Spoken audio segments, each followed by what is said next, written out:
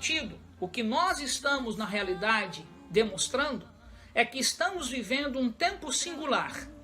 E você precisa, como adventista do sétimo dia, lembrar-se disto. Nós não estamos na cadência da história como uma folha a vagar. De paz, onde o ódio deixa marcas fatais. Não há esperança de vida naqueles que não amam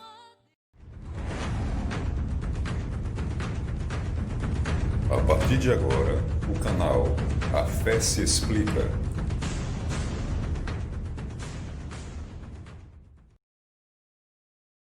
Mais uma vez, meus queridos amigos e irmãos, sejam todos bem-vindos ao canal A Fé se Explica. Por alguma situação de natureza técnica, nós tivemos, então, esta dificuldade para nos linkar, mas graças ao bom Deus, parece que nós podemos, então, avançar nessa direção. Então, é certo, como você tem acompanhado, nós temos uma série que estamos desenvolvendo sobre a marca da besta, esse é nosso quarto encontro, e nesta oportunidade em particular, vamos seguir aquilo que havíamos prometido na última, então, reunião, ou na última live, como você possa assim entender.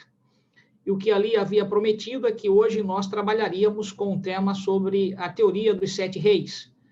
E há um material que eu vou compartilhar em tela, em algum momento você talvez, por alguma razão, não vá ver a minha face, mas eu vou estar com o áudio aberto, explicando cada um dos slides, porque eu gostaria que esses slides estivessem aí à sua disposição, a fim de que você pudesse acompanhar. Quero chamar-lhes logo de antemão a atenção de que este material que será exposto é com a autorização do Dr. Amin Rodor, que então me permitiu que esse material pudesse entrar neste canal, assim como um sermão que já tem parte aí no canal que ele fizera. O material, portanto, não é de minha autoria, é dele, eu vou apenas estar dialogando com o material e aqui e acolá, certo, fazendo algumas abordagens daquilo que é necessário para que não fique apenas uma exposição fria de slides. Não obstante, é preciso também chamar em algum momento, quando tiver de falar para fora do slide, eu vou, então, iniciar a possibilidade de sair, então, dos slides, e voltar à cena normal para que você possa me ver e assim a gente, então, continuar o diálogo. Tudo bem? De qualquer forma, vamos começar como sempre temos começado. Lembrando para você que existe uma página no Facebook, onde sempre ali está sendo apresentado, portanto, os convites, para que você possa acompanhar estas lives. Ao mesmo tempo, esteja sempre após as lives deixando o seu like. Igualmente, você deve também convidar pessoas para que possam acompanhar esses estudos, porque o meu objetivo é que todos nós conheçamos de maneira muito segura a palavra de Deus, e vamos fazê-lo começando com uma prece. Senhor nosso Deus e amado Pai, que a tua graça repouse sobre nós, que teu Espírito nos capacite de maneira solene e poderosa no estudo de tua palavra nesse instante. Esta é a nossa, então, súplica e a fazemos no santo nome de Jesus. Amém. Como lhes disse, este estudo, o quarto desta série em 5 blocos, nós, então, iremos tratar especificamente agora desta teoria dos 7 papas. É preciso lembrar que esta é uma teoria, e ela é uma teoria que, de alguma forma, não encontra consonância com nenhum texto bíblico, porque é uma espécie, portanto, de sugestão, e não de uma interpretação, de fato, rigorosa, com uma exegese tranquila sobre Apocalipse, capítulo 17, o que, então, este autor em particular, o pastor Samuel Ramos, o fizera através de uma série de livros que ele intitulou, portanto, de Revelações do Apocalipse, e é necessário que nós atentemos de maneira muito profunda sobre estas dificuldades da sua teoria e quantas pessoas, de alguma forma, ficaram nessas expectativas, se de fato a teoria dele tinha alguma consonância com algum texto bíblico.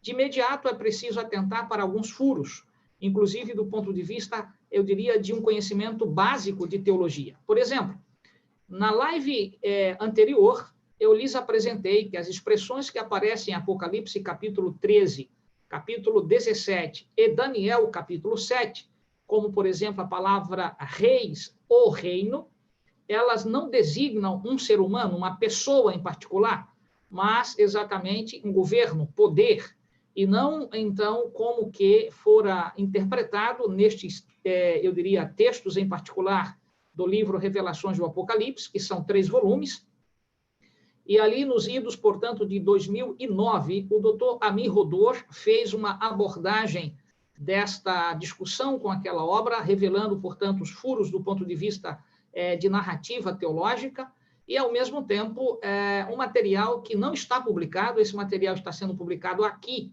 neste site, eu diria, então, aqui do canal melhor do YouTube, que é o que eu vou apresentar para vocês.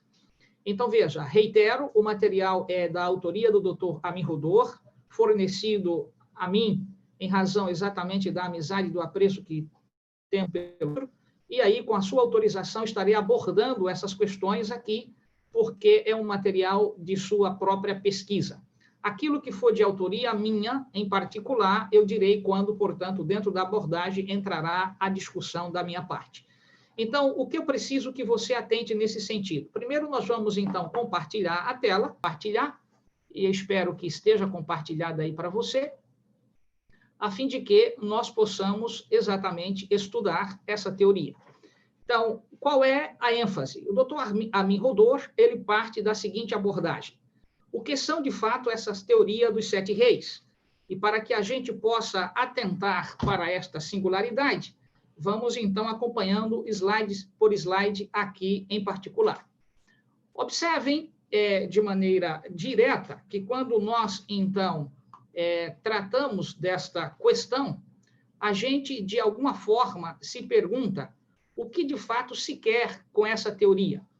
E aí, quando você, então, observar que aqui, neste texto, ele faz primeiro o que a gente chamaria de uma abordagem reflexiva, reclamando que toda e qualquer exposição de um certo conteúdo que, de alguma maneira, esteja em confronto direto com aquilo que a igreja já possui, ele, então, faz o que a gente chama, portanto, aqui de interpretações independentes. Quais são, melhor, os cuidados que nós devemos ter em particular.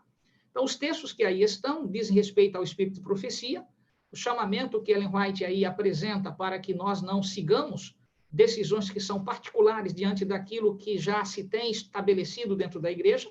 Isso é o que se chama, portanto, de escatologia em Ellen White.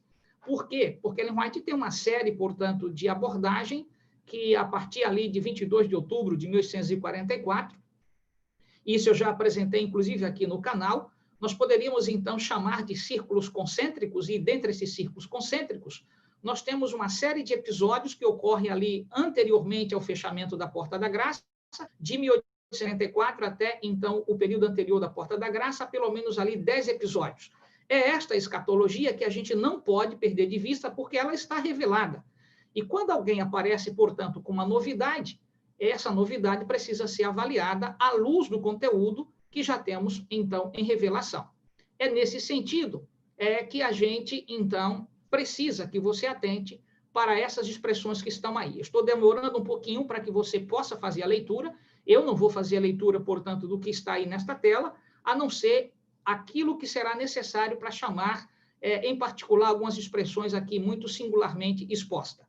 Então, nesses 2 textos aí, exatamente, a Scripture for the Life of the Paul, e neste em particular aí, Testemunho para Ministros, nós temos, então, o que Ellen White se apresenta com os cuidados que, como nós, estudantes de Bíblia, devemos ter, com as novidades que aparecem, inclusive, no nosso meio. Em seguida, nós temos, portanto, um outro texto, e aí, no mesmo livro ali, Testemunhos para Ministros, e aí, veja, eu vou fazer a leitura desta parte, porque veja como ela é enfática. Fui instruída de que o especial esforço de Satanás guia homens a sentirem-se que Deus se agrada que eles escolham o seu próprio curso, independentemente do conselho dos irmãos. A expressão aqui, irmãos, diz respeito ao carinho que Ellen White tem por aqueles que são líderes da igreja, que têm exatamente essa incumbência particular de estudar a Bíblia, como, por exemplo, os dons que o Senhor colocou sobre, eu diria, evangelistas, teólogos, pastores, e estes, quando reunidos no estudo da palavra de Deus, há o que a gente chama, portanto, de uma posição que deve convergir para a Bíblia e para o Espírito de Profecia. E quando alguém começa a destoar dessas posições e começa a apresentar especificamente a sua visão de independência, isto é o perigo ao qual, portanto, aqui ela chama a atenção de todos nós. Então, desse ponto de vista, a gente precisa também analisar quais são os métodos de interpretações que eu já tenho no canal, uma live especificamente já pregada sobre esse conteúdo, aonde abordei ali, na série que fiz sobre, eu diria, o remanescente fiel, exatamente a primeira mensagem foi estabelecer essas diferenças de metodologia de interpretação. E aqui as três em particular, o historicismo, o preterismo e o futurismo. Isso implica dizer que só são esses métodos de interpretações? Não, nós temos, portanto, outros métodos, como o neofuturismo, nós temos, então, o realismo histórico, mas esses métodos são mais fluidos. Então, do ponto de vista, eu diria, de densidade histórica, esses são os mais, eu diria, efervescentes. E, diante disto, certamente, o método historicista é aquele que a Igreja Adventista do Sétimo Dia seguimos. O que esse método preconiza? Que todos os episódios, portanto, eles se dão na cadência da história, sem brecha, sem, então, lacunas, sem necessidade de acréscimo, sem necessidade de, portanto, tirar uma coisa e colocar outra. Então, os episódios de natureza, portanto, profética, eles são dentro do marco histórico da história do povo de Deus. E, desse ponto de vista, nós temos de nos situar no tempo e no espaço em que as coisas ocorrem. O preterismo põe, portanto, os textos do livro de Daniel e do Apocalipse exatamente no passado. Por isso, então, vem a expressão aí pretérito, né? Que quer dizer exatamente isso daí. E o futurismo põe exatamente todos os episódios que já têm, eu diria, seus cumprimentos para algo no futuro. É preciso, nesse instante, chamar-lhes a atenção para uma outra postura que nós adventistas tomamos. Quando você vai para o Darkon é uma espécie, portanto, de documento que pertence à igreja, onde ali há um dicionário de pesquisas, e nesse dicionário de pesquisa há uma série, portanto, de posicionamentos teológicos. E um desses posicionamentos teológicos é que nós temos que o livro do Apocalipse, nós podemos dividi-lo, portanto, em duas seções em particular. Seção número 1, ele vai do capítulo 1 ao capítulo 14, como chamada seção histórica. Essa seção histórica implica dizer que todo o movimento ali que envolve, portanto, as igrejas, as trombetas, estão dentro, portanto, da seção histórica, os 7 selos particularmente. E a partir do capítulo 15 ao capítulo 22 do Apocalipse, nós temos, então, a seção do tempo do fim. O que implica dizer que, então, esta é a forma como a Igreja Adventista do Sétimo Dia aborda o texto do Apocalipse. Não perca de vista, nesse documento em particular, chamado Darkon, que é uma espécie, portanto, de resumo da posição histórica e da posição teológica da Igreja, nós temos, então, o texto do Apocalipse dividido nessas duas seções. Tudo bem até aí? Muito bem. Então, neste, eu diria, toar, você e eu podemos avançar acompanhando, portanto, a discussão aqui do doutor Amin sobre essa questão, eu diria, apresentada.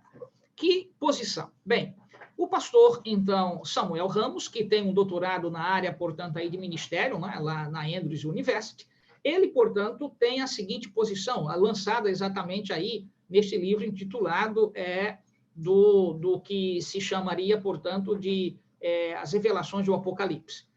Para o preterismo, que não é a posição, então, do Samuel Ramos, do pastor Samuel Ramos, você deve atentar que, para o preterismo, todos os episódios estariam, portanto, em quê? Num passado. E qual seria, então, a interpretação dos preteristas acerca de Apocalipse, capítulo 17, verso 7? Isso daí tomaria, portanto, cada um desses personagens que foram governos dentro do Império Romano e poria neles, portanto, esse cumprimento. É isto que se chama de preterismo, implicando dizer que se esta é a base, o chifre pequeno de Daniel 7, que é Apocalipse capítulo 12, versículos, portanto, de 1 ao 10, necessariamente ficara no passado. Então, nós não teríamos nenhuma espécie de, portanto, nem perseguição lá no período, portanto, dos 1260 anos, e muito menos teríamos, portanto, a ferida mortal sendo curada, e muito menos o que a gente chamaria, portanto, de um dia de guarda instituído pelo sistema papal, porque ele, no conceito preterista, inexiste dentro de uma interpretação preterista. Então, veja o que a gente chamaria, portanto, vossa atenção para esse particular. Quando a gente parte, portanto, para a discussão que se exige uma espécie, portanto, mais séria, neste livro, em particular, aí no volume 3, na página que você está vendo, o pastor Samuel Ramos assume a seguinte posição: o contexto exige que sejam, portanto, pontífice, porque este é o tema do capítulo. Ou seja, em outras palavras, ele está dizendo que, no capítulo em particular da sua obra, ele exige que, na verdade, o texto de Apocalipse, capítulo 17, versículo 7, esteja se referindo especificamente a pontífices. É isto mesmo? É a pessoas ali que, de fato, o texto de Apocalipse apresenta? Então, esta reação está sendo aqui apresentada pelo Dr. Amin, e eu estou compartilhando para você, porque esse material não foi publicado. E ele, então, fornecera para vir especificamente para o canal. Então, qual é a posição agora do ponto de vista da teoria do futurismo? E aí, exatamente, na teoria do futurismo, ou seja, no método de interpretação futurista, que é, na compreensão do Dr. Amin, a posição do Samuel Ramos, que também é a minha, embora tenha escutado nestes dias alguém dizendo que ele é, na verdade, apotelesmático, assim como foi o Desmond Ford, não concordo com essa posição, porque ao analisar de fato o conteúdo dos materiais do pastor Samuel Ramos, fica evidente que ele não tem a posição apotelesmática. E alguém poderia dizer, o que é o método apotelesmático? Que é uma outra forma de interpretação. O método apotelesmático é a teoria criada, então, por um teólogo de renome, que foi o doutor, então, Desmond Ford. Ele acreditava que, na verdade, os textos tinham múltiplas, eu diria, interpretações, significados e aplicações. Dizendo de outra maneira, poderia, então, em algum momento, representar uma coisa, em outro momento, aquele mesmo texto representaria outra coisa. Então, dizendo de outra maneira, o texto nunca seria fechado, seria sempre o que a gente chama alapoiese, aberto, não, então, intrapoiese. Diante disso, é o que a gente poderia, de alguma maneira, chamar-lhes a atenção que esta não é a posição do pastor Samuel Ramos. Eu também concordo com o doutor Amin Rodor, de que o Samuel Ramos tem uma posição futurista do método de interpretação aplicado nestas obras que, então, também as li, para entender a sua própria teoria, que a gente precisa compreender. Então, tomando esta posição, veja como é que ele põe Apocalipse 17, verso 7. Ele põe nessa sequência que aí está. A grande pergunta que a gente tem de se fazer é a seguinte: por que começar, portanto, por esses papas e esquecer-se de outros? E isso nós vamos ver o grande drama, né, que aí gera a dificuldade. Primeiro é que a gente precisa atentar porque a data de, então, 1929 está sendo tomada como ponto de partida. Primeiro, esta é uma regra que o pastor Samuel Ramos assume, que não tem fundamentação do ponto de vista teológico. Por exemplo, 1929 tem o que de sentido dentro de um contexto profético? A resposta é unânime, nenhum contexto de natureza profética, porque a data não é profética. E por que a data não é profética? Porque depois de 22 de outubro de 1844, nenhum episódio de tempo que tenha ocorrido dentro do tempo do fim, que é o que nós estamos, então, vivenciando, nós podemos assumir que quaisquer datas têm algum sentido do ponto de vista teológico. Observe, é escatológico, é possível, sim, mas não do ponto de vista de nominar aquela data como ela sendo de natureza profética. Não pode. Então, se eu parto de 1929, eu poderia partir de um outro momento. Então, está percebendo qual é a dificuldade aqui? É que essa data não é profética. Mas vamos analisar. Aí estão, portanto, os papas, que ele propõe dentro da sua sequência em particular. E observe para os dois últimos que estão, portanto, destacados aqui nesse slide em vermelho. O que é que nós temos aí? Então, Joseph Ratzinger, como sendo, portanto, aí a sétima cabeça.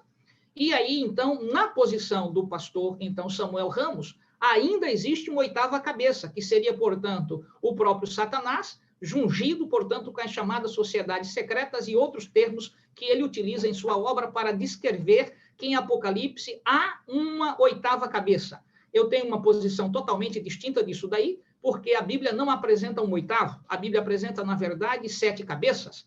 O que a gente precisa entender é que se a sétima cabeça também pode ser chamada de oitava, mas oitavo não como mais um, mas como algo, portanto, que é a identidade do sétimo, chamado, portanto, de oitavo. E esse estudo eu possuo, em algum momento, portanto, eu posso apresentar aqui no canal, mas eu gostaria que você atentasse para essas singularidades. Eu estou demorando nesse slide para que você veja, portanto, a datação de cada um dos papas aí apresentado no texto, em particular, do doutor Samuel Ramos. Bem, avançando mais um slide, nós vamos analisar este em particular e quero chamar-lhes a atenção, porque este tem um furo. Veja, se você vai colocar, portanto, aí, que é o que eu chamo, portanto, de uma cena que não é ele que começa, não é? Essa teoria de colocar nos papas o cumprimento, portanto, de Apocalipse 17, versículo 7, não é uma teoria nova. Isso é uma coisa que já está, eu diria, de alguma forma, desgastado e sem gosto. No curso da história da Igreja Adventista, alguns também já apareceram com essas ideias. Mas aqui há um problema de natureza, o que a gente chama, portanto, de cômputo. Quando você vê, portanto, aqui, então, a terceira cabeça, ou então o terceiro papa, não deveria estar aí o Pio XIII, mas se fosse na ordem, quem deveria, portanto, aparecer aí? João 23. E a pergunta é, por que, então, há este equívoco? Porque ele escolheu, entre os papas, o mais destacado. Então, veja, isso está nesta forma, a gente, portanto, é o nosso, eu diria, o nosso próprio alvedrio, escolher o que de fato deve ser e não como a profecia de fato determina. Bem, este é um lado que você também precisa atentar para os furos. Primeiro, não perca de vista. Furo número 1, a datação de 1929 não tem nenhum cunho de natureza profética. Número 2, há um equívoco do ponto de vista na escolha dos próprios papas. Mas não só. Quando a gente, então, avança no texto em particular aí que ele nomina de o oitavo poder, tem sido objeto, portanto, de enormes especulações. Por quê?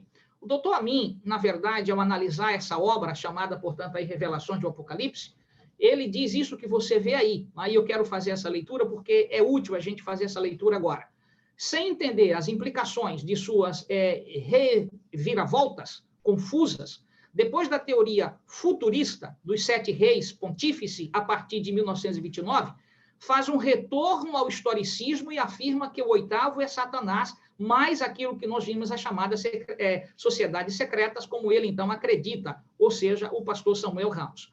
Então, o pastor Amin está demonstrando isso daí, que, na verdade, há esse tipo de, o que a gente chama de ida e vinda. Primeiro, ele apresenta a situação de uma natureza puramente futurista, em seguida, ele retoma ao método historicista, e essa salada fica, então, de fato, sem a gente entender. Ou ele é futurista, ou ele é, portanto, historicista. O grande problema é que não dá para ser as duas coisas. Ou você é historicista, ou você é futurista, ou você é apotelesmático, ou você, então, segue o método preterista, ou o realismo histórico, ou o neofuturismo, mas você não pode beber de ambas as fontes e achar que você está, então, defendendo este ou aquele método. Na verdade, quando essa salada é produzida, você não sabe o sabor que isso vai resultar. Do mesmo jeito, na página em particular da obra, então, aí do pastor Samuel Ramos, neste volume, o pastor Amin apresenta, em particular, essas questões aí, que é a posição do pastor Samuel Ramos. Vamos ler, que é esse ponto aí a respeito da supremacia. A supremacia papal no tempo do fim será, pelo que tudo indica, veja, esta é a posição do Samuel Ramos, está entre parênteses, desculpe, entre aspas, no tempo do sétimo Papa, e será de 42 meses literais. Observe, vamos interpretar isto. O que o pastor Samuel Ramos está dizendo? Que, na verdade, a supremacia papal duraria 42 meses, e isto para ele é literal, ou seja, seria 3 anos e meio de supremacia papal. Agora, a pergunta que a gente tem de fazer é qual é a explicação para esta profecia? Que é a pergunta que o doutor Amin faz, que também é a minha, do ponto de vista daquilo que li sobre esses conteúdos. Em que base isso está? Bem, a resposta que o pastor Samuel Ramos vai buscar para fundamentar essa sua teoria é através exatamente do chamado reinado literal de Jezabel, que aí se apresenta como sendo a resposta que ele dá para fundamentar essa questão dos 42 meses ou 3 anos e meio de supremacia papal. Não entendeu? Vamos tornar isso mais simples. Ele parte do pressuposto que haverá, na verdade, uma supremacia papal de 3 anos e meio, e para esses 3 anos e meio serem o que ele assumiu de literalidade, ele fundamenta isso no período, portanto, do governo de Jezabel, ou seja, o período ali que Jezabel estava atuando no governo do que a gente chamaria, então, ali de Acabe. O grande problema é, existe fundamentação bíblica para isso? Então, onde nós podemos encontrar, de fato, esta posição que o Senhor, em sua palavra, fundamenta? Ocorre que, na verdade, há um grande problema aqui. E o grande problema está nesse ponto que aí é apresentado pelo Dr. Amin, você deve ler, que é o ponto seguinte, não é? Então, vamos avançar no slide para que a gente possa caminhar de maneira segura. Veja, os 42 meses ou 3 anos e meio profético é o período histórico de supremacia papal e nós temos essa posição. Ou seja, o que estamos dizendo aqui, em outras palavras, é, tomando o que o doutor Amin aqui pôs, que também é a posição da igreja e é também que aqui eu sigo, e não poderia ser diferente, porque isso nós temos revelação, inclusive, no Espírito de Profecia, lá no Grande Conflito. Ou seja, a posição é que os 42 meses é o período em que o chifre pequeno atuou de 538 a 1798. E esse período aí não são 3 anos e meio. Não tem a ver com 3 anos e meio literais, não são 42 meses literais. Tem a ver exclusivamente com o período de supremacia papal que durou 1.260 anos. E isso está na Bíblia. Você precisa atentar que Apocalipse 12 e Apocalipse 13, quando fazem referência a, então, lá no capítulo 12, verso 6, e no capítulo 12, verso 14, ao período que a mulher passara, portanto, no deserto, sendo ali alimentada pelo Senhor, mas também perseguida, são 1.260 anos, e isso nada tem a ver com o período de Jezabel. Então, essa interpretação dada pelo pastor Samuel Ramos é outro furo dentro da teoria que ele estabeleceu como sendo a regra para, então, eu diria, a teoria dos 7 papas ou dos 7 reis. Mas ainda é preciso que nós analisemos que este 7º papa, que ele põe aí como sendo, portanto, basilar este período, também nós não encontramos essa consonância na história. Então, nessas páginas aí, neste 3º volume da obra Revelações do Apocalipse, ele tem essa posição, mas o detalhe é isto que a Bíblia nos ensina? Então, isso a gente precisa atentar. Então, a gente, avançando nessa discussão, a gente vai compreender algo em particular. Observe que mais uma situação chamada a atenção do pastor Amin, aqui em particular, tem a ver, portanto, com o fracasso aí dessa posição apresentada. Qual é a posição? Primeiro, se esse período de 3 anos e meio são literais, o que fazer com o período, portanto, do chifre pequeno que durou 1.260 anos de perseguição? Você entendeu?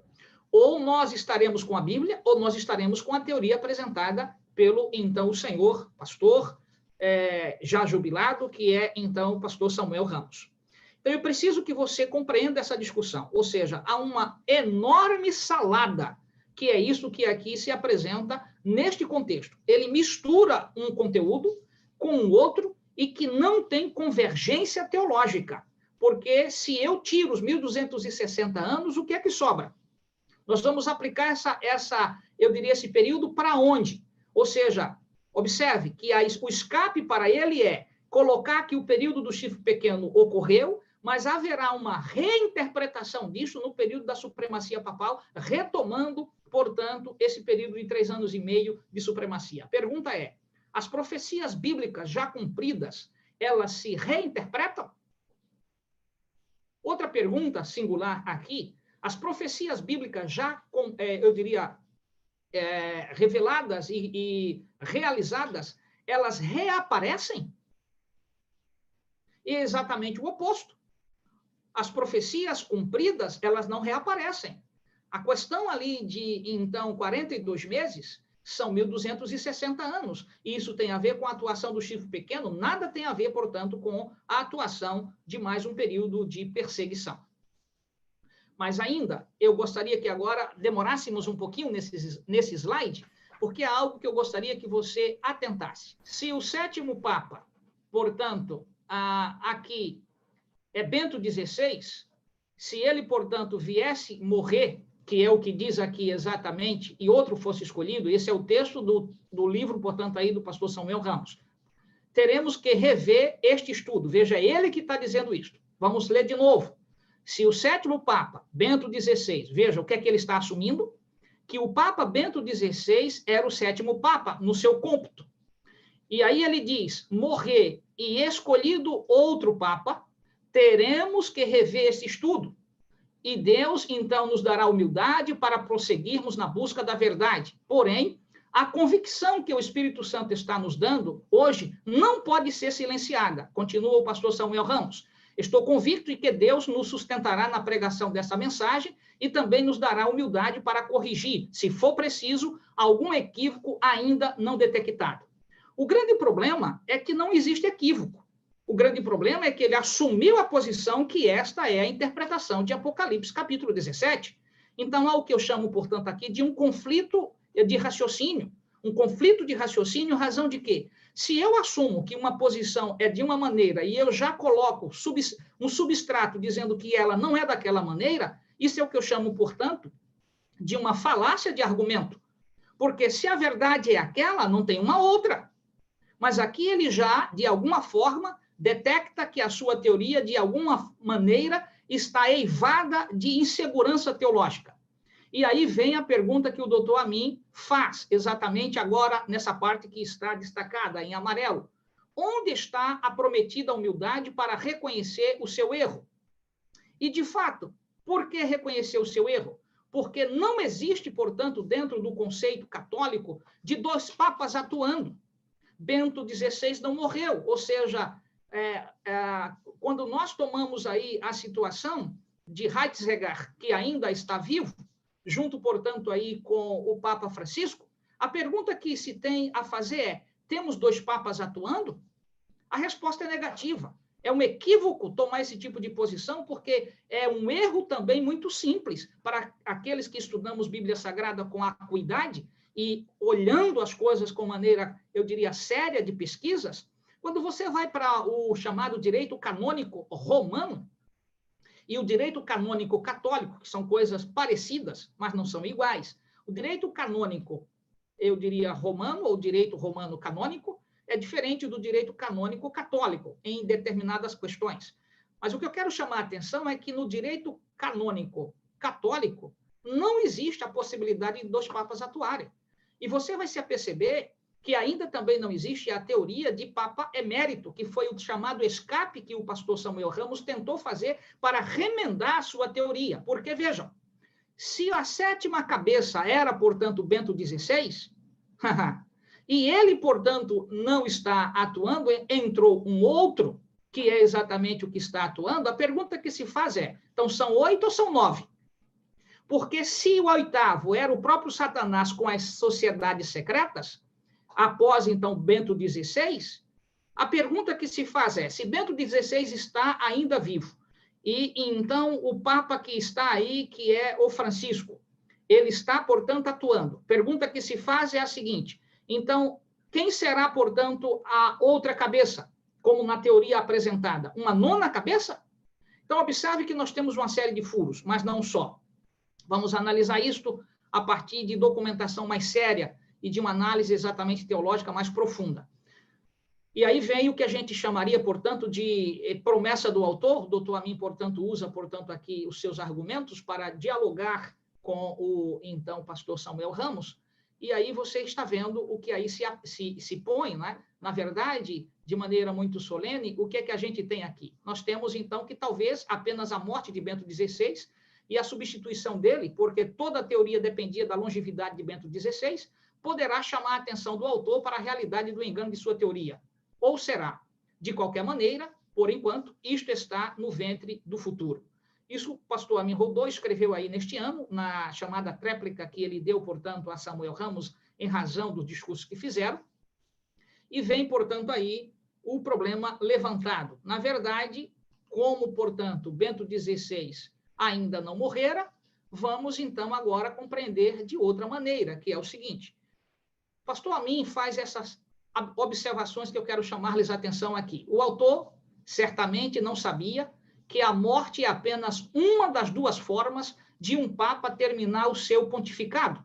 A renúncia é a outra alternativa. Dizendo de outra maneira, quais são as 2 formas que um papa pode terminar o seu pontificado? Número 1, morte. Número 2, renúncia. Então, não existe essa teoria de Papa emérito, porque no próprio, então, direito canônico católico, nós temos, em particular, este documento, inclusive, eu tenho, portanto, esse documento, cópia desse documento aqui, que eu, quando fiz direito, eu estudei direito romano, estudei, portanto, também direito canônico. A gente aprende uma série de coisas, e um desses documentos, um texto bastante muito, eu diria, importante aqui, tem a ver exatamente com esse documento que eu quero te apresentar aqui, neste particular. Observe, então, a posição. Como é que poderia ter dois papas atuando? Então, Bento XVI foi papa. Emérito é o tratamento que se dá em uma exposição que a gente chama de notícia, de jornalismo. Mas no direito canônico, isso não existe. E por que não existe? Porque exatamente o documento diz o contrário. Quando você vem, portanto, para o documento canônico, qual é a informação que aí é apresentada? Veja que para corrigir ou tentar salvaguardar a teoria fadada dos 7 papas, o então pastor Samuel Ramos buscou exatamente uma forma de o que a gente chama de escape, de saída. Não é? Se pudéssemos fazer uma comparação com o Papalégua, seria exatamente isso, uma saída pela tangente. E qual foi a saída aqui pela tangente? Não é? A saída pela tangente é exatamente isso aqui em particular. A renúncia de Bento XVI pareceu a saída ideal para o dilema de sua profecia e manter a teoria infundada dos 7 reis papas. Como isso não se cumpriu, como é que ele remendou esse tipo de teoria? Veja, lá atrás, você se lembra que ele dissera que seria humilde, que se visse que a coisa estava errada, ele corrigiria, mas não houve correção. Continuou fazendo o que a gente chama de colocando panos novos em remendo que estava já velho ou tecido roto, que não comporta mais, então, alguns argumentos. Mas as pessoas desavisadas, por alguma razão, continuam presas a esse tipo, então, de discussões. E a gente precisa atentar que essas discussões não caminham da maneira, portanto, como aí estão expostas. A teoria dos 7 papas não tem, portanto, consonância bíblica, porque não existe papa emérito. Na verdade, o direito católico, o direito canônico, não tem esse tipo de posição. E eu gostaria, portanto, de apresentar para você exatamente um slides que me ajudaria nesse sentido, para a gente poder, então, caminhar. Né? O direito canônico é exatamente isto que está aí. Essas duas obras, ambas, portanto, aí, eu diria em latim, mas você pode ter esse material exatamente em língua portuguesa, mas no português de Portugal, né, traduzido, e aí veja o que é dito. Um papa emérito não pode existir, diz, então, Manuel Jesus Arroba, professor de Direito Canônico da Lateranense, presidente e pontífice do Instituto, então, Iuristic e Iuris, no artigo Um Papa Emérito não pode existir. Segundo o professor Arroba, diz o pastor, então, a mim, a morte é apenas uma das modalidades do eu diria, do término de um papa, a morte. Mas qual seria a outra? A renúncia. E diante dessa questão, portanto, não existe 2 papas. Existe um papa atuando, e não 2 papas. A teoria, mais uma vez, dos 7 papas está, portanto, cafusa, para usar um termo aí bastante antigo em língua portuguesa. Está confusa. Então, o que a gente poderia, portanto, extrair aqui? Essa expressão em latim, sede plena, significa poder pleno, não é? E a sede vacante significa, na verdade, o trono vazio. O que o doutor Amin está dizendo, o que implica dizer é que o trono pleno com Bento XVI, o 7º Papa dos cálculos, então, do autor do Livro das Revelações, passou a ser uma sede vacante. Significa, portanto, dizer um trono vazio. E por que um trono vazio? Porque no momento que Bento XVI renunciou, não existe Papa emérito. Quem assumiu? Este que está atuando. Então, o que a gente está aqui a falar-lhes? Que, deste ponto de vista, nós não temos como continuar, desde o início, a acreditar numa teoria que sequer tinha fundamentação bíblica. O grande problema é que as pessoas continuam presas a esses discursos vazios. E aí, vejam, por exemplo, na revista, aí, eu diria, na revista Zenit, que é uma revista católica, e eu também acompanho os discursos que aparecem nesta revista, você pode exatamente acessar. Você entra, portanto, no site, coloca aí o nome, portanto, Zenit, revista, então, aí Mundo Visto de Roma. Neste ano em particular, neste mês de abril, há um artigo produzido exatamente nesse instante, e veja o que é dito aí. A morte do Papa é somente uma modalidade de produção da sede vacante. Vamos interpretar? A morte do Papa é somente uma modalidade da produção do trono vazio. A renúncia é um segundo modo. Quem está dizendo isto? O professor Arroba, nesta revista em particular. Então, por que não usar, portanto, a expressão Papa Emérito? Porque não existe no direito católico, não existe no direito católico, do ponto de vista canônico, Papa Emérito. A expressão emérito é um termo utilizado no meio jornalístico, mas na teologia católica só existe um Papa atuando.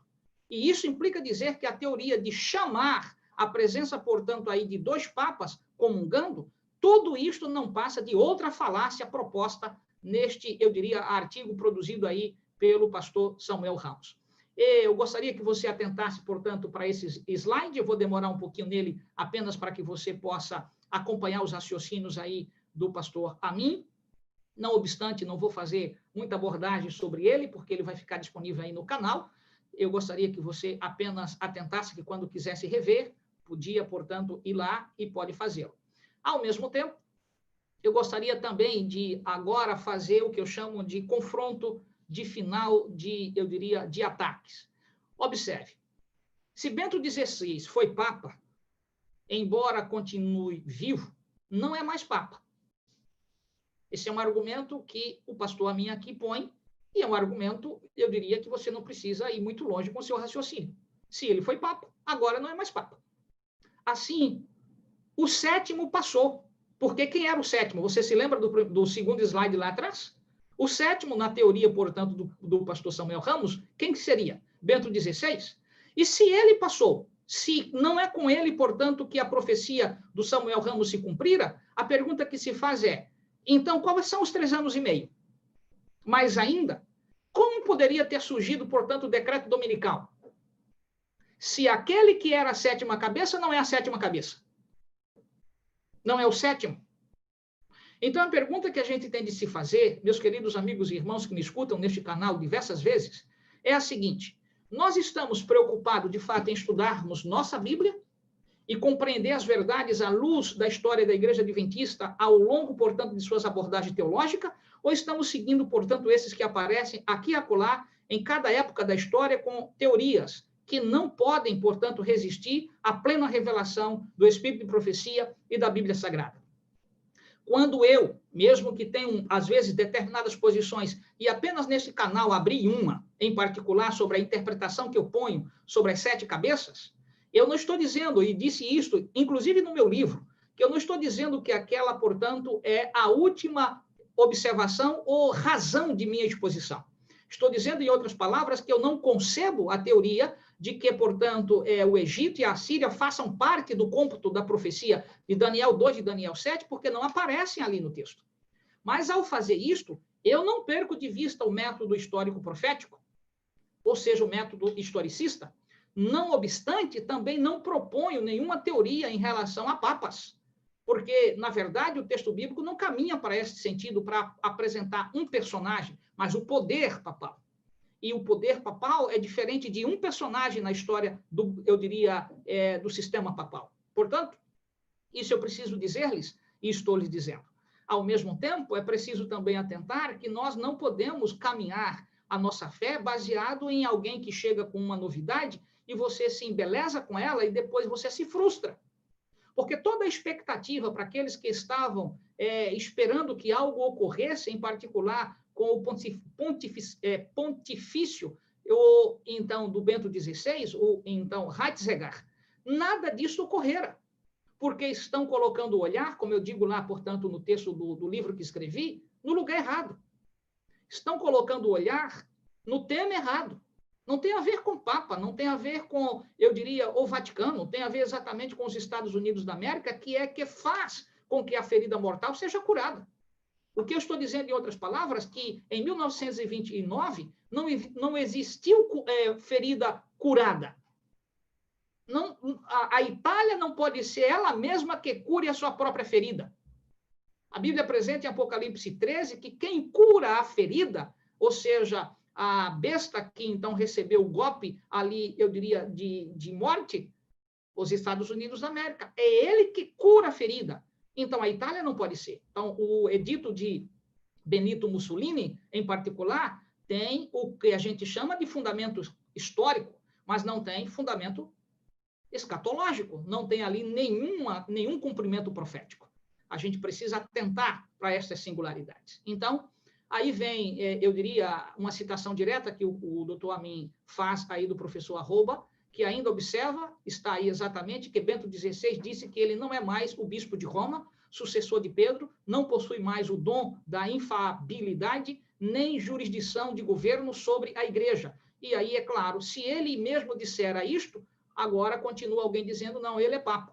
Então, ou você fica com o que a própria igreja diz, em particular que é a igreja católica, ou você fica exatamente com aquilo que o pastor Samuel Ramos está anunciando. E sua fé, certamente em alguns momentos, como já está, ao longo dessas confianças nessas teorias, fragilizada, porque você expecta por uma coisa que não vai ocorrer, porque não é desta maneira que a profecia há de se cumprir. Tá? Mas ainda, a Igreja Católica tem um novo Papa, o 8º. Seu nome, Papa Francisco, Jorge Mário Bergoglio. O 8º, a partir de 1929, um golpe devastador que desmonta todo o castelo do profeta dos 7 reis pontífices. Aqui é o que a gente chama de ironia que o doutor Amin Rodô está fazendo em relação a essa questão, como o pastor Samuel Ramos se posicionou. E aí, é claro, eleito com o direito e fumaça branca, em outras palavras, o doutor Amin está demonstrando que há um outro Papa ali, um 8º. Neste cômputo, tomando, portanto, 1929 lá atrás, como sendo o cômputo do pastor Samuel Ramos, se a gente vier, portanto, neste cômputo, nós estamos no 8º. Então, quem será, eu diria, agora o 8º que lá atrás ele chamou de Satanás, mas, então, eu diria, as sociedades secretas. Percebe como há um furo de profecias, aquilo que a gente deixa para trás no que está na revelação e a gente caminhar nesses terrenos, eu diria, fluidos, né? Sem segurança, sem alicerce. Então, falhas que a gente encontra nessa teoria, eu vou fazer um resumo aqui e vamos chegar ao final. Né? Não houve cura da ferida mortal em 1929. Verdade, essa também é uma posição que eu assumo, não há cura ali. E por que não há? Veja que, na verdade, o texto diz, e vi uma das suas cabeças, texto bíblico aí de Apocalipse, capítulo 13, mais perto da Bíblia comigo, venha, portanto, para ela, e veja o que acontece. Tome sua Bíblia, e se você não quiser fazê-lo, aí está o texto, mas eu costumo sempre fazer a leitura bíblica na própria Bíblia. Veja o verso 3, e diz, então vi uma de suas cabeças como golpeada de morte, mas essa ferida mortal foi curada, e toda a terra se maravilhou seguindo a besta. Eu preciso parar aqui para explicar uma questão teológica. Tem a ver o seguinte, o que a gente chama, nessas expressões que estão no pretérito, ou seja, no passado, como aqui está, por exemplo, esta ferida mortal foi curada. E aí alguém que gosta de língua portuguesa faz uma interpretação, o que a gente chama analítica, aqui da expressão, e diz exatamente que há o verbo está aqui, portanto, no passado, no pretérito, ou seja, esta locução verbal, de fato está. Mas a questão é que você não pode estudar a Bíblia a partir de língua portuguesa. Ela é útil para algumas questões de entendimento, mas ela não é suficiente para entender a teologia. Quero dizer-lhe diferente. O que ocorre com os textos que nós temos aqui no Apocalipse é que a gente precisa atentar para um princípio que norteia os textos do Apocalipse, assim como o Evangelho de João. Para que você compreenda isto, há algo que a gente chama aqui em particular, que tem a ver com as chamadas, então, visões prolépticas. Esta é uma visão proléptica, isto mesmo, proléptica. Esta visão proléptica, isso significa o quê? O que é uma visão proléptica? É aquele tipo, portanto, de situação que aquilo que está para ocorrer já é visto como que tendo ocorrido. Isto é visão proléptica. Dá para entender isto? Veja, quando você vai ao texto do Apocalipse, no capítulo 15, Nós vimos lá a cena, por exemplo, dos salvos já no céu. Mas veja, visão proléptica.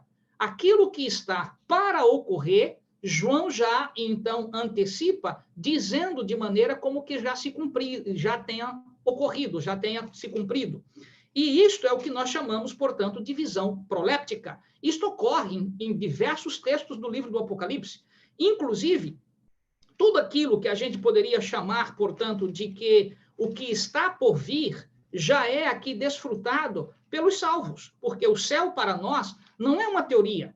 Nós já desfrutamos do céu do modo como nós nos comportamos aqui no presente. Embora o céu ainda não tenha vindo, embora o céu ainda não tenha chegado, mas de alguma maneira a gente já desfruta desta verdade aqui em particular.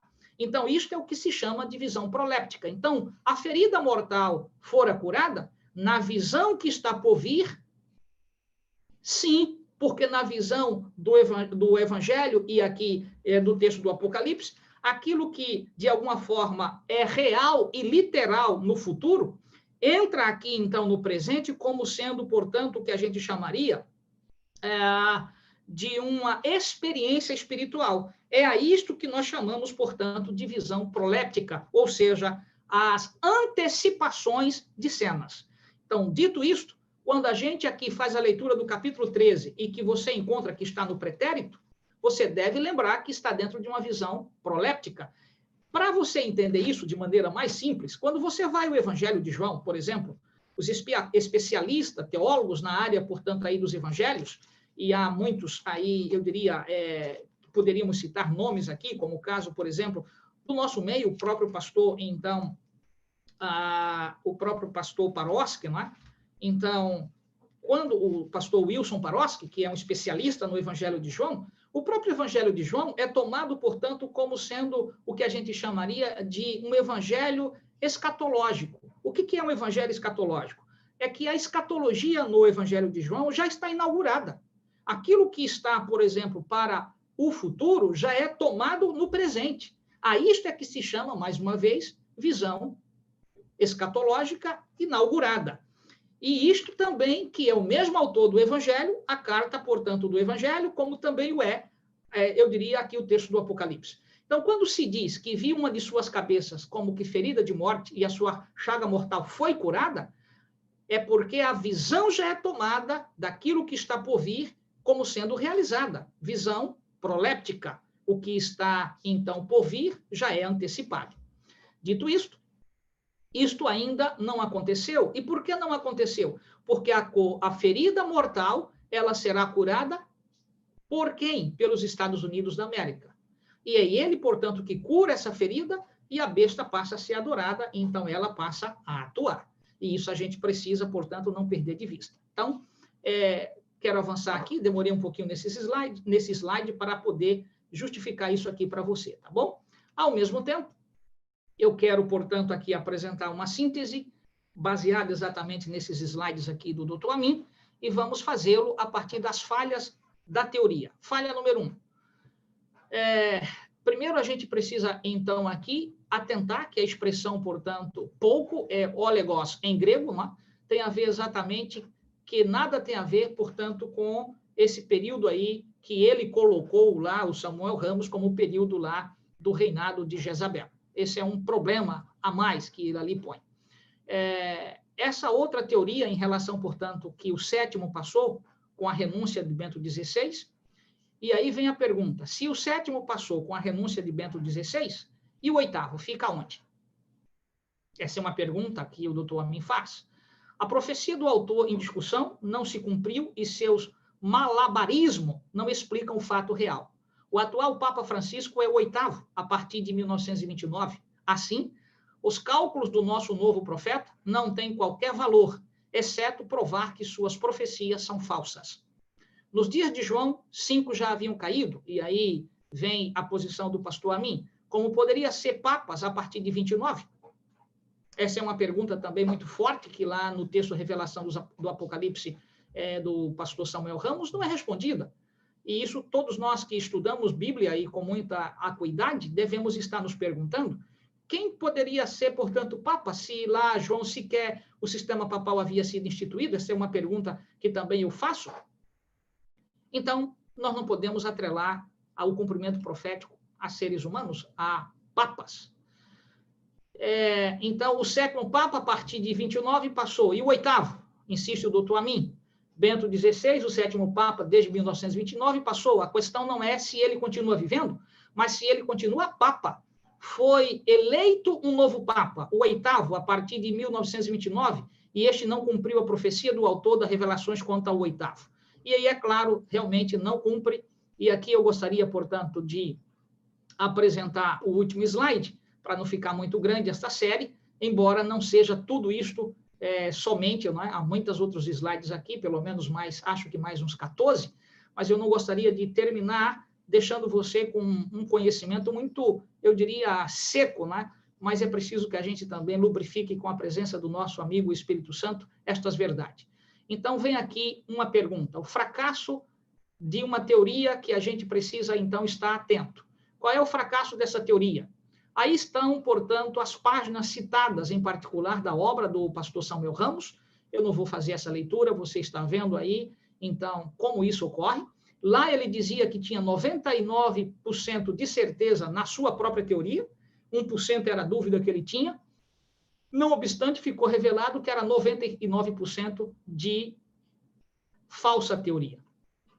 Então, 7 reis, 7 papas, a partir de 29, não se cumpre nada dessas questões. 5 passaram, existe. João Paulo II, VI, era o que ele chamou lá na página 104. O 7º Papa, ele chamou, portanto, lá como sendo Bento XVI, o que foi profetizado pelo 7º Bento XVI. E aí a pergunta é feita agora pelo pastor Amin. Não foi profetizado nada? Se ele era o 7º, ele teria de ter realizado o quê? Decreto dominical. E veja, aí alguém diria, então, como é que fica a duração do curto período de tempo do seu reinado? Esse é um outro problema, porque os anos literais derivados aí, então, do governo de Jezabel, também não pode ter se cumprido no período, portanto, de, eu diria, Bento XVI, o Ratzinger, porque ele ficou menos do que esse tempo, e necessariamente essa profecia também gera um outro grande disparate. Então, meus queridos amigos e irmãos, encerrando por fim estas verdades aqui expostas, eu gostaria que você atentasse em particular para que, então, o Senhor continue abençoando a você, a todos nós, de que a gente não deve estar seguindo teorias humanas propostas muitas vezes por pessoas que, de alguma maneira, eu não julgo que elas estejam sendo usadas pelo demônio. Essa não é a minha posição pastoral. Mas, às vezes, no afã de amar tanto a verdade sobre a volta de Jesus, e às vezes acho que essa é a sinceridade no coração de muitas pessoas, o grande problema que eu vejo quando essas pessoas começam com esse desejo, muitas vezes resfriado, e nós podemos tê-lo, não há pecado nisso, em desejar a volta de Jesus para os nossos dias, não há pecado nisso em querer despertar a igreja para as coisas que estão por vir. A gente precisa ter coerência, equilíbrio, para não criar expectativas falsas. O grande problema é quando eu torno, portanto, aquilo que a igreja vem ao longo do tempo dizendo que não faça, que não diga, que não informe aquilo que não está revelado, fazer, e começo a desviar pessoas da verdade, da expectação, daquilo que é a Bíblia Sagrada. É neste ponto que eu vejo, portanto, os grandes equívocos desses escritores. A gente precisa estar atento, sobretudo, de que a nossa vida não está jogada como que uma folha vagar. Como eu tenho dito neste canal, nós temos cadência, e a cadência é guiada pelo Espírito de Deus. Portanto, esteja com a sua fé em Cristo, esteja com, então, o seu coração e mente em Cristo, esteja com a sua mente voltada para a palavra de Deus e deixe o próprio tempo descortinar aquilo que está por vir. Nenhum de nós temos, portanto, condições de falar de profecias que estão ainda por se cumprir com segurança, do ponto de vista de dizer data, dia e hora que elas vão ocorrer. Aliás, todos os eventos, a partir, então, de 22 de outubro de 1844, que estão nesta série do que a gente poderia chamar de escatologia de fim, nós precisamos ter paciência e deixar que, na própria cadência da história, os episódios passem, portanto, a descortinar para nós as cenas que estão nos bastidores, eu diria, de nosso próprio momento. E não criar essas expectativas, porque isso gera, portanto, uma série de prejuízo na fé de muita gente. E é este o sentido que muitas vezes eu acho absurdo alguém que é pastor, que estudou, que sabe que não pode estar, por exemplo, criando profecias. Não há profetas no nosso meio nesse sentido, de estar, portanto, colocando a igreja para um rumo que a igreja ainda não deve seguir. Então, cuidado no que você lê, cuidado no que você ouve. E, inclusive, este próprio canal, que eu intitulei de A Fé se Explica, você precisa examinar, conforme as Escrituras, tudo aquilo que nós estamos estudando juntos.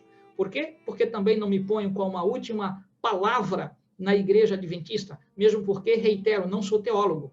Eu tenho um doutorado não nesta área, mas é preciso que você atente que juntos, como tantos outros estudantes da palavra de Deus, há diálogos, há conversa, há compartilhamento de informações com pessoas sérias dentro dessa igreja que passaram 40, 50 anos de sua vida só ensinando teologia.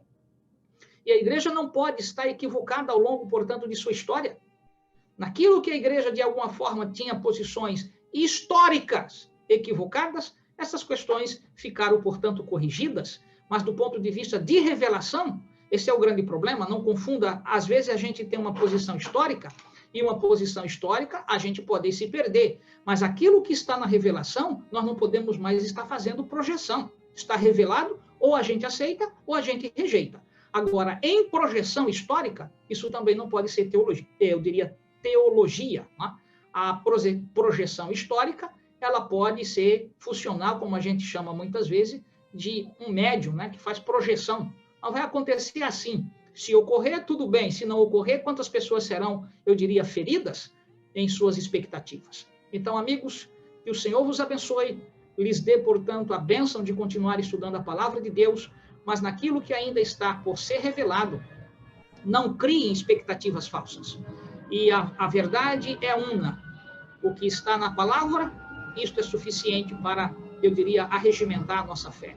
O que está nos testemunhos do Espírito de Profecia é a luz menor, nos fazendo compreender, naquilo que o Senhor permitiu compreender, as verdades de sua própria palavra. Que Deus os abençoe, lhes dê um restante de sábado feliz e espere em Deus que esse material seja útil para você, portanto, fazer as suas pesquisas. Talvez em um outro momento eu continue com os slides e talvez então aí na conclusão do nosso próximo encontro vamos fazer uma prece. Senhor nosso Deus e nosso Pai, que Tu continues abençoando os Teus filhos, lhes dando um sábado feliz, na companhia do poderoso amigo Espírito Santo, e ao mesmo tempo, Senhor, abrindo a nossa mente para compreender as Tuas verdades. Dá a paz e a segurança para esses Teus filhos, aqueles que vierem a este canal, para encontrarem na Tua palavra as respostas para as suas inquietações. E que eles confiem naquilo que de fato Tu revelaste a esta igreja. Naquilo que, por alguma razão, pastores, inclusive do próprio ministério, com suas teorias e falhas, que por alguma razão estejam desviando pessoas, tende misericórdia deles, lhes faça, portanto, compreender a necessidade de voltarem naquilo que precisam voltar e ajudar aquilo que precisa ser ajudado, aquela que precisa ser ajudada, a não se desviar de sua fé. Este é o apelo, Senhor, que fazemos neste momento, no santo nome de Jesus. Amém. Boa semana a todos, é o meu desejo e também a minha prece.